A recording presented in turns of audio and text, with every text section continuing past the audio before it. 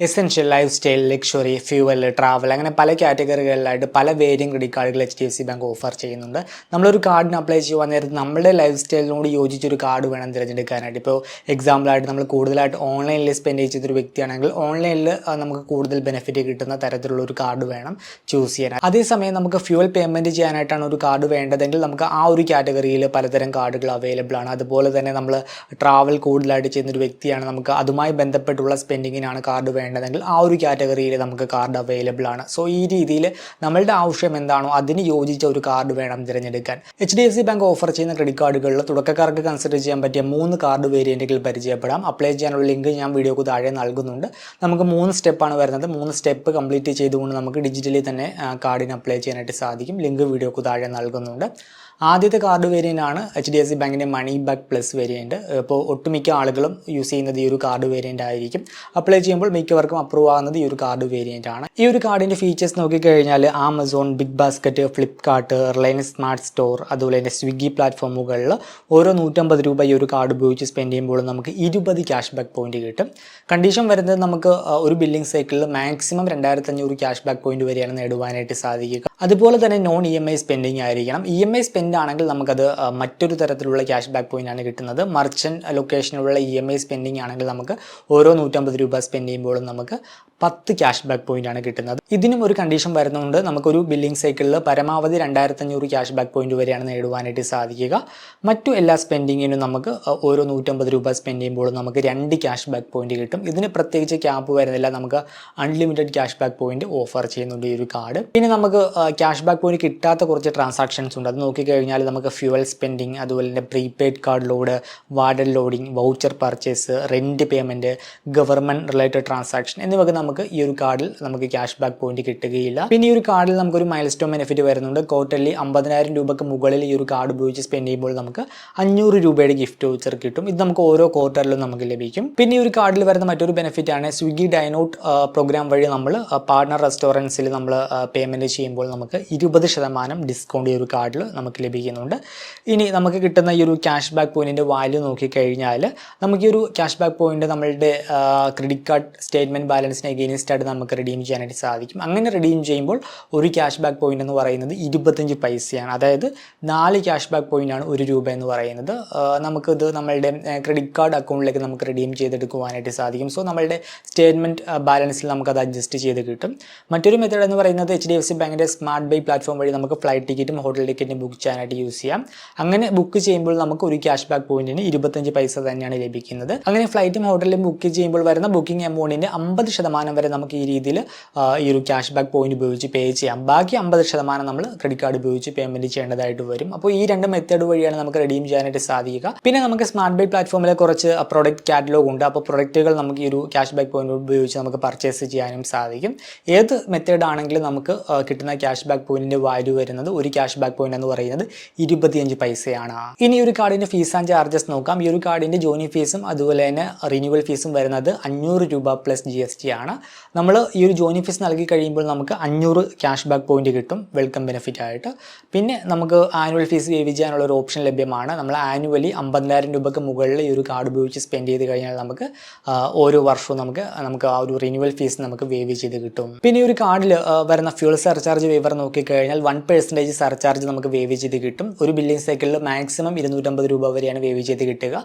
Condition വരുന്നത് minimum transaction amount 400 രൂപയും maximum transaction amount 5000 രൂപയുമാണ്. ഇതിനിടയിൽ സ്പെൻഡ് ചെയ്യുമ്പോഴാണ് നമുക്ക് 1% സർചാർജ് വേവ് ചെയ്ത് കിട്ടുക.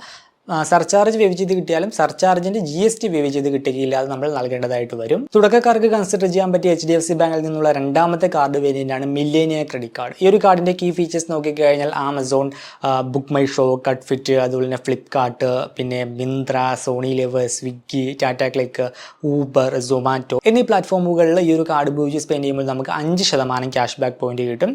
മാക്സിമം നമുക്ക് ഒരു ബില്ലിംഗ് സൈക്കിളിൽ 1000 ക്യാഷ് ബാക്ക് പോയിന്റ് വരെയാണ് നേടുവാനായിട്ട് സാധിക്കുക. അതുപോലെ തന്നെ ഈ പറഞ്ഞ ബ്രാൻഡുകളിലെ നോൺ EMI സ്പെൻഡിങ്ങിനാണ് നമുക്ക് ഈ ഒരു 5% ക്യാഷ് ബാക്ക് ബെനിഫിറ്റ് കിട്ടുക.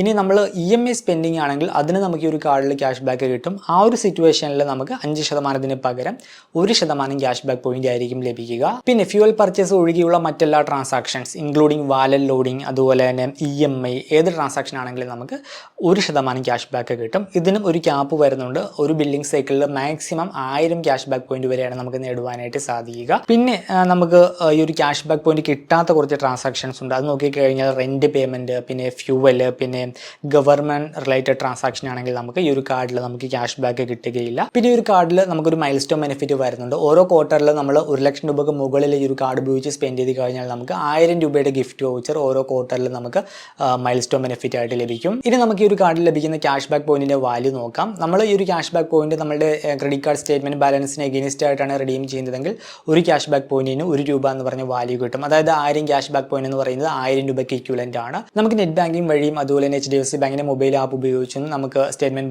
ബാലൻസിന് എഗെയിൻസ്റ്റ് ആയിട്ട് നമുക്ക് ഈ ഒരു ക്യാഷ് ബാക്ക് പോയിന്റ് റിഡീം ചെയ്യാനായിട്ട് സാധിക്കും. ഒരു കണ്ടീഷൻ വരുന്നത് മിനിമം 500 ക്യാഷ് ബാക്ക് പോയിന്റ് ഉണ്ടാവണം, എങ്കിൽ മാത്രമേ നമുക്ക് സ്റ്റേറ്റ്മെന്റ് ബാലൻസിന് എഗെയിൻസ്റ്റ് ആയിട്ട് റിഡീം ചെയ്യാനായിട്ട് സാധിക്കും. ഇതുകൂടാതെ നമുക്ക് സ്മാർട്ട് ബൈ പ്ലാറ്റ്ഫോം വഴി ഫ്ലൈറ്റ് ടിക്കറ്റും ഹോട്ടൽ ടിക്കറ്റും ബുക്ക് ചെയ്യാനായിട്ട് ഉപയോഗിക്കാം. അങ്ങനെ ഉപയോഗിക്കുമ്പോൾ നമുക്ക് ഈ ഒരു ക്യാഷ് ബാക്ക് പോയിന്റിന്റെ വാല്യൂ കുറവായിരിക്കും ലഭിക്കുക. ഒരു ക്യാഷ് ബാക്ക് പോയിന്റ് എന്ന് പറയുന്നത് 30 പൈസ എന്നുള്ള ഒരു വാല്യൂ ആയിരിക്കും നമുക്ക് ലഭിക്കുക.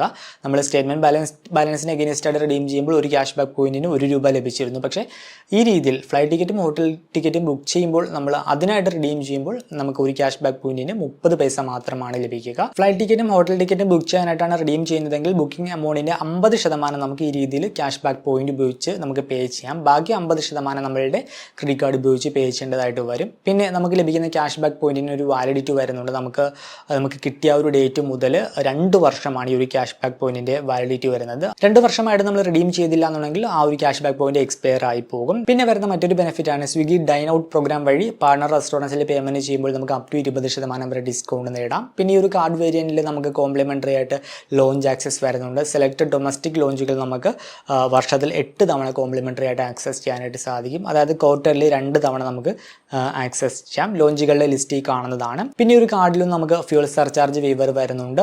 നമുക്ക് 1% സർചാർജ് ആണ് വേവ് ചെയ്ത് കിട്ടുക. കണ്ടീഷൻ വരുന്നത് ഒരു ബില്ലിംഗ് സൈക്കിളിൽ പരമാവധി ₹250 വരെയാണ് നമുക്ക് സർചാർജ് വേവർ ആയിട്ട് കിട്ടുക. അതുപോലെ തന്നെ മിനിമം ട്രാൻസാക്ഷൻ എമൗണ്ട് വരുന്നത് ₹400, മാക്സിമം ട്രാൻസാക്ഷൻ എമൗണ്ട് വരുന്നത് ₹5000. പിന്നെ ഈ ഒരു കാർഡിന്റെ ഫീസ് ആൻഡ് ചാർജസ് നോക്കിക്കഴിഞ്ഞാൽ ജോയിനിങ് ഫീസും അതുപോലെ തന്നെ റിന്യൂവൽ ഫീസും വരുന്നത് ₹1000 പ്ലസ് GST ആണ്. പക്ഷേ നമ്മൾ ജോയിനിങ് ഫീസ് നൽകി കഴിയുമ്പോൾ നമുക്ക് ആ ഒരു സെയിം എമൗണ്ടിന്റെ ഗിഫ്റ്റ് വൗച്ചർ നമുക്ക് പകരം ലഭിക്കും. അതുപോലെ തന്നെ നമുക്ക് റിന്യൂവൽ ഫീസ് വേവ് ചെയ്യാനുള്ള ഒരു ഓപ്ഷൻ ലഭ്യമാണ്. നമ്മൾ ആനുവലി ₹1,00,000 മുകളിൽ ഈ ഒരു കാർഡ് ഉപയോഗിച്ച് സ്പെൻഡ് ചെയ്ത് കഴിഞ്ഞാൽ നമുക്ക് ഓരോ വർഷവും റിന്യൂവൽ ഫീസും വേവ് ചെയ്ത് കിട്ടും. HDFC ബാങ്ക് ഓഫർ ചെയ്യുന്ന ക്രെഡിറ്റ് കാർഡ് വേരിയന്റുകളിൽ തുടക്കക്കാർക്ക് കൺസിഡർ ചെയ്യാൻ പറ്റിയ 3ാമത്തെ കാർഡ് വേരിയന്റ് ആണ് ടാറ്റ പ്ലസ് വേരിയന്റ് എന്ന് പറയുന്നത്.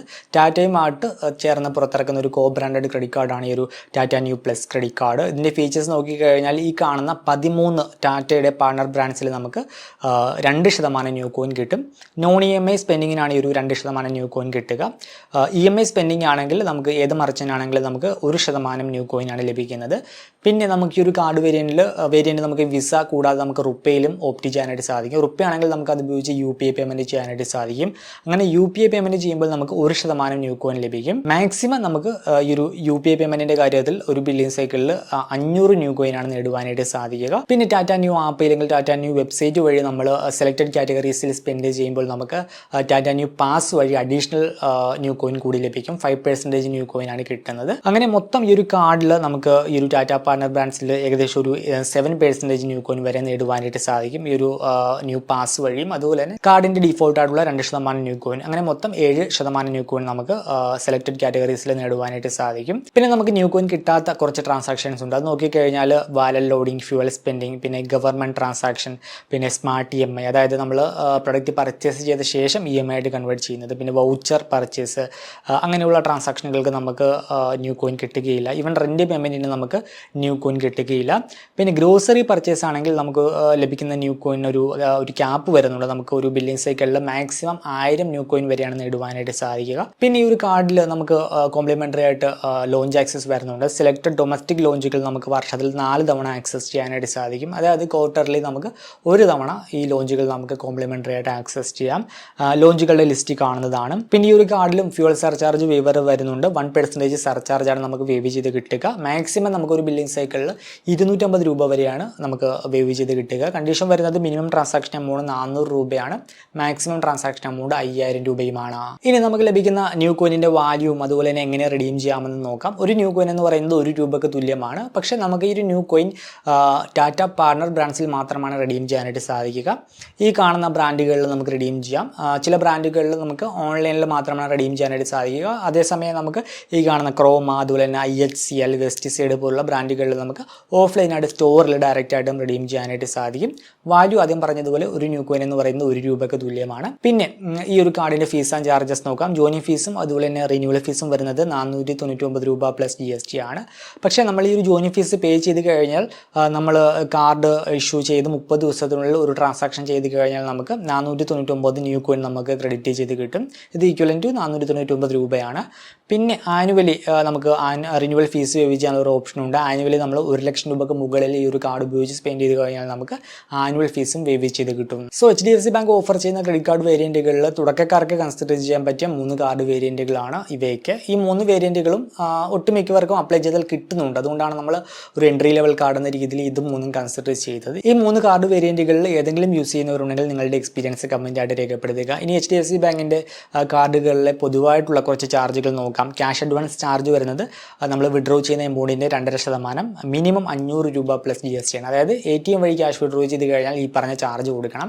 വിഡ്രോ ചെയ്യുന്ന എമൗണ്ടിൻ്റെ 2.5% കൊടുക്കണം. ഇല്ലെങ്കിൽ മിനിമം 500 രൂപ. അതായത് നിങ്ങൾ 100 രൂപ വിഡ്രോ ചെയ്താലും 500 രൂപ പ്ലസ് GST നിങ്ങൾ ക്യാഷ് വിഡ്രോവൽ ചാർജായിട്ട് കൊടുക്കണം. പിന്നെ പലിശയും കൊടുക്കേണ്ടതായിട്ട് വരും. ഇനി ഈ കാർഡുകളുടെ പലിശ നിരക്ക് നോക്കിക്കഴിഞ്ഞാൽ ടാറ്റ ന്യൂ പ്ലസ് കാർഡിൻ്റെ പലിശ വരുന്നത് മന്ത്ലി ആണെങ്കിൽ 3.75% ആണ്. ഇയർലി ആകുമ്പോൾ ഇത് 45%. ഇനി മറ്റു രണ്ട് കാർഡ് വേരിയൻറ്റുകൾ, അതായത് മണി ബാക്ക് പ്ലസ് ആണെങ്കിലും മില്ലേനിയ ആണെങ്കിലും വരുന്ന പലിശ എന്ന് പറയുന്നത് മന്ത്ലി ആണെങ്കിൽ 3.6% ആണ്. ഇയർലി ആകുമ്പോൾ ഇത് 43.20% ആണ്. ഓവർ ലിമിറ്റ് ചാർജ് വരുന്നത് ഓവറായിട്ട് യൂസ് ചെയ്യുന്ന എമൗണ്ടിൻ്റെ 2.5%, മിനിമം 550 രൂപ പ്ലസ് GST ആണ്. സോ HDFC ബാങ്ക് ക്രെഡിറ്റ് കാർഡുകളുടെ ഈ പറഞ്ഞ ചാർജുകൾ കൂടി മനസ്സിലാക്കിയിരിക്കുക. അപ്ലൈ ചെയ്യാനുള്ള ലിങ്ക് ഞാൻ വീഡിയോക്ക് താഴെ നൽകുന്നുണ്ട്. ഈ ഒരു വീഡിയോ ഇഷ്ടമായെന്ന് കരുതുന്നു. ഇതുപോലുള്ള വീഡിയോകൾ തുടർന്ന് ലഭിക്കാനായിട്ട് ഈ ഒരു വീഡിയോ ലൈക്ക് ചെയ്യുക. അപ്പോൾ മറ്റൊരു വീഡിയോയിൽ മറ്റൊരു ടോപ്പിക്കുമായി കണ്ടുമുട്ടാമെന്ന പ്രതീക്ഷയോടുകൂടി